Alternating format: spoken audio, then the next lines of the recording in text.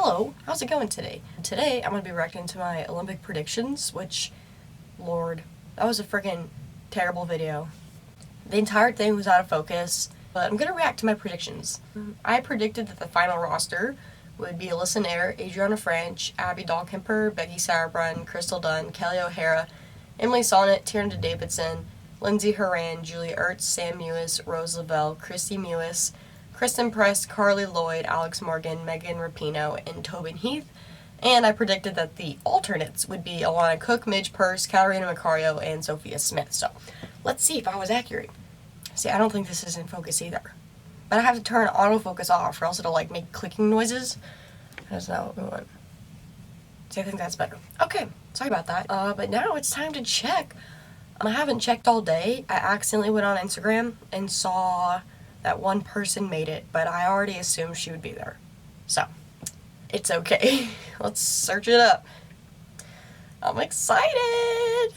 Adriana Franch and Alyssa Nair, okay?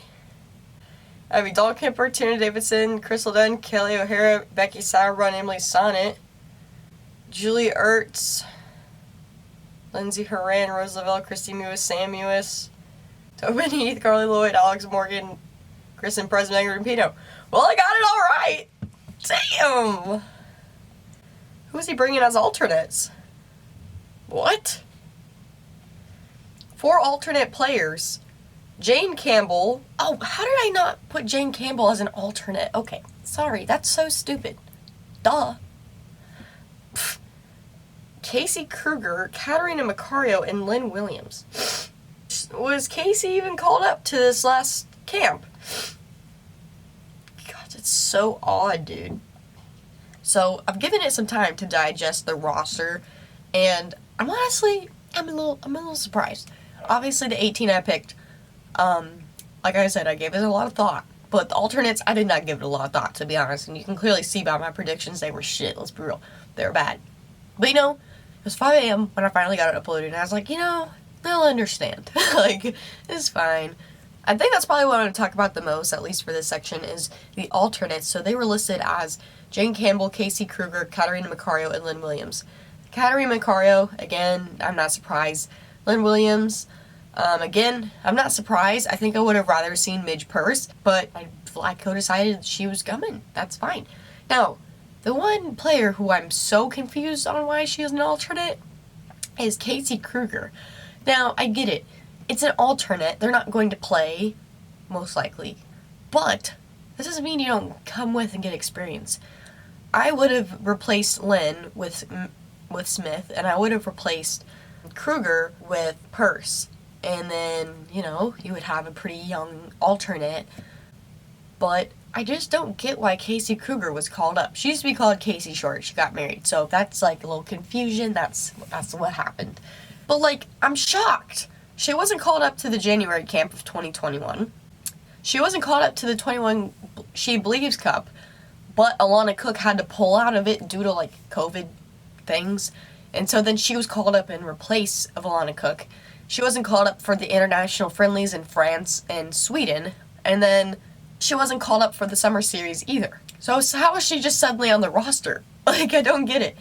Her last appearance with the national team, as far as I know, I tried my best, you guys. This year's been kind of crazy, but based off of the research I've done, it was against Argentina in the She Believes Cup, and she started and was subbed off at halftime. But again, it's Argentina, and I think we won that game 6-0, so that means nothing to me. I just don't understand the logic behind it, because if you're going to call up a player as an alternate, that means you assume that they're going to replace somebody just in case there's an injury. But wouldn't you want that person to be with the team and in the loop of things? That's why I put Alana Cook there as a defender, because it's like she's been with this team for a minute. And what I don't understand even more is that Midge Purce has been called up since at least last year, but this entire year, since January, she's been called up to every single camp the national team has been in. And she's played, been a sub, etc. Why is she not the option? Why would you bring someone to the Olympics who hasn't even been with a team, doesn't have the mentality established, and then suddenly it's like, wait a minute, she's coming. I don't get it, It's where's the thought process behind it? My only guess is that he's concerned for the strength of our backline, but if that was the case, why wouldn't he have been calling her up consistently? correct me if I'm wrong, but I don't recall Casey having any injuries that were keeping her off the roster, especially recently, because if she did have an injury, she wouldn't be coming to the Olympics. I mean, it just doesn't make sense to me. If he rates her so highly as a defender, why is she not getting called up more? Why is she not playing more? I just don't understand. And it's like you're giving Midge Purse all these opportunities to prove herself, and then you just throw her performance out the door and pull a player and put her as an alternate who you barely even given a look at the last year. Like, I don't understand. Like, make it make sense. I'm genuinely baffled about what Vlatko's reasoning is here. Like, did he have an epiphany? Did he just, like, shoot up in bed in the middle of the night after having a dream of Casey Kruger having, like, a goal line save? Like, did he contact, like, a psychic medium? And she was like, yeah, you gotta bring her. Like, I don't get it. Someone let me know what you think. Because I'm genuinely, that was something that shocked me. Because, you know, I wasn't shocked about the 18 and I wasn't shocked about the alternates. But reading her, I was like, I didn't even think she was in the discussion for people who could possibly be included. So, I'm not sure about that. But I want to talk a little bit more about Lynn Williams. Again, obviously I'm happy to see her as an alternate. I think that's great for her. And her confidence, I mean, they're playing right now, and she has, like, 2 goals last time I looked. My concern, right, with this team is age. It's probably the oldest team we've brought to the Olympics or a World Tournament in a minute.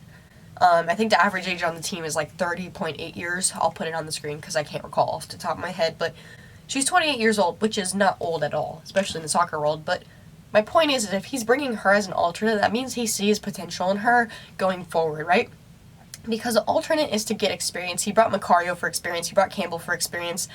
So, yeah, with Williams, my assumption here, since he's brought her instead of Smith, is that he sees a future with her. Because if he didn't, then he wouldn't have brought her. If he didn't, he would have brought Smith. Because obviously Smith has a future with this team. I mean, like, unless the world explodes tomorrow, you know what I'm saying? Like, she definitely has a place with this team going forward. Just not at the moment, and that's okay. But to bring Williams means that he sees her long term. So, do with that what you will. I'm pretty interested to see, because, like, that leads on to my next discussion. What I'm going to talk about is just the age of the roster, and especially our front line, which I do have some thoughts about that. So, some concerns about our roster choice is age, and especially up top. So, 2 players who I think are done in terms of Olympics and World Cups, Carly Lloyd and Megan Rapinoe. I genuinely cannot see them doing any more. Pino, to me, has been declining for a long time now, and that's pretty unfortunate because I know a lot of people have strong feelings towards her. But truthfully, every time she plays, I'm just not impressed. And it's odd to me because I was watching her play for the Reign the other day. I believe they were playing the Washington Spirit and they were losing. And it was like the 70th minute. She'd been playing the whole game, and she was sprinting to get the ball after it went out of bounds. And I'm like, where is the same energy with the national team? Like, just because you're playing Jamaica doesn't mean you don't get to show up because you're Megan Rapinoe. No, it means you still have to work hard. It means you still need to bring energy. You still need to defend. And I just, especially over the summer series, I was going to make videos on it, so let me know if you'd be interested in that. She gave the ball away so often, it was almost comical. Like, her crosses, I was like, what is happening here? And you can see the frustration from her. It's editing me again. I'm popping in because I don't want this to come across as me saying I don't think Megan Rapinoe is good, because that would be ridiculous. Sorry if you hear crunching. My dog is eating his bone. But what I'm trying to say is if Megan Rapinoe wants to play good, she will. If she doesn't want to, she won't. That's it. Her performance and how good she plays is all determined on how hard she decides to work that day. And that's absolutely nothing that we as fans can predict. And so, you know, she's inconsistent in her performances. Like, she'll have a game where she scores an absolute banger free kick, and then the next game she does nothing and her passing completion is like 37%. So her success all depends on how hard she wants to work. That's what I'm trying to say here. But the thing is with Pino is, you know what you're going to get from her. You're going to get a solid 45, 50, 60 minutes max. She cannot, in my opinion, go the full 90. It's just unrealistic to expect from her if she's going to give that performance. I've had this discussion in the past with Jill Ellis, is it was never a priority for the forwards to defend, which never made sense to me because defense starts with the forwards. If you can cut down angles and close down the passing lanes, they're just forced to kick it over top. And then at that point, it's can you win the header? But with Jill, she was never forced to defend because it wasn't like her spot was being threatened, and it wasn't like Jill was getting on her about it. And that's why I praised Tobin so much, because she would do the dirty work and win the ball back, and Pino would just jog. And it pissed me off so bad because I'm like, you are a national team forward, and I expect more. I'm sorry, I just do. And we don't get that. And at least currently now we don't. But the thing is who else are we going to bring? And who else are we going to bring instead of Carly? Who else are we going to bring instead of Alex? You know what I mean? It's like the last 6 months, year, 2 years, our forward pool has been the same, and they've only been getting older. Alex Morgan, Kristen Press, and Tobin Heath, I'm not concerned about them at the moment. Alex is just getting back from her baby, obviously. You know, it's to get back into the groove of things, I can only imagine. Like, I just genuinely do not understand how the female body just comes back from that. Like, it blows my mind, truly.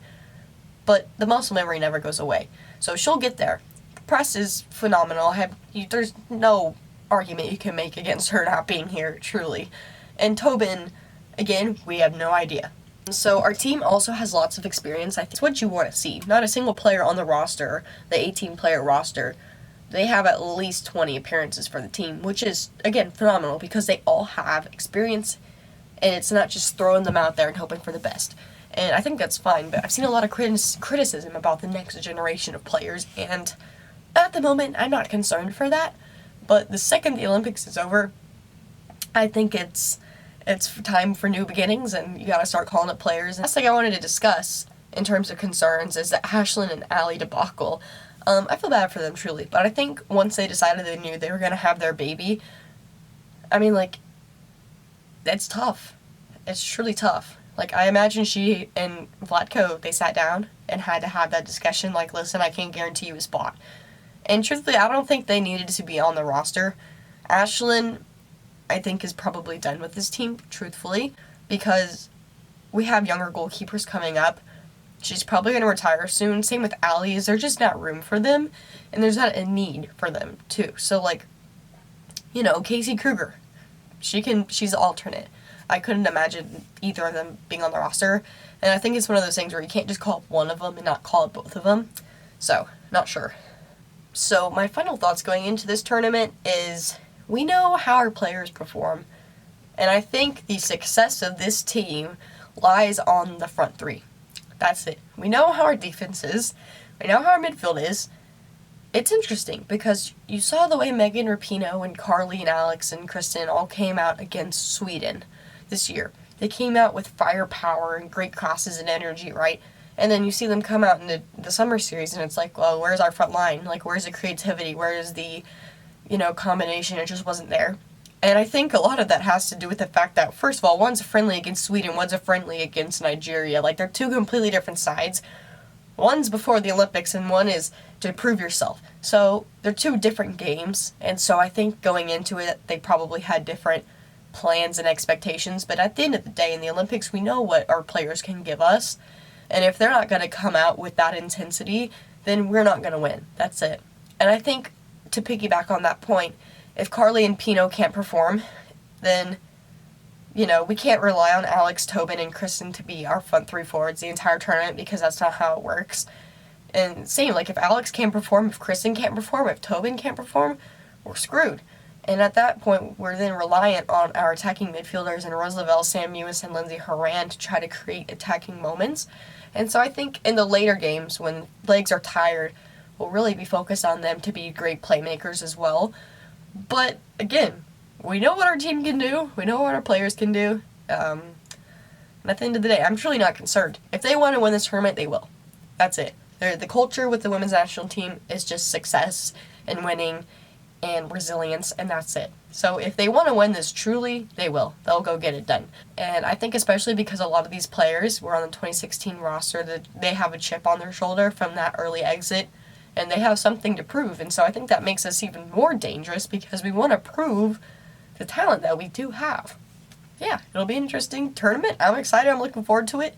Let me know what you guys think down below. I'd be really interested to hear your thoughts about the roster. Who would you have brought instead as an alternate? And why do you think Casey Kruger was brought? Like, I'm genuinely curious. My brain's just not working because I can't find a logical reason. So let me know what you think. And yeah, I'll see you guys later, maybe in another video. I'll probably do some predictions about each team we're playing in the group stage, analysis about their play, their tactics, and what we can probably expect, and maybe I'll predict a lineup as well. Alright, thank you guys. I'll see you all later. Bye!